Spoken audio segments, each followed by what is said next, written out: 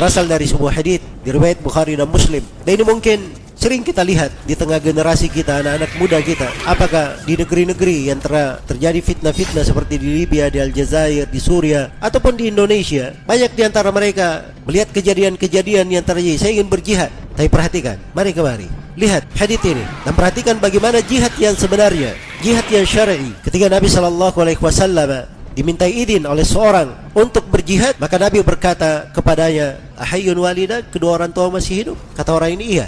Maka kata Nabi SAW, "Fafihima fajahid." Maka pada keduanya lah hendaknya engkau berjihad. Maka engkau yang terpengaruh dengan pemikiran ISIS misalnya, pemikiran Khawarij, dan mungkin dia punya kecintaan dalam hatinya, tetapi keliru di dalam jalannya, jahil akan hukumnya. Perhatikan hadits yang agung ini.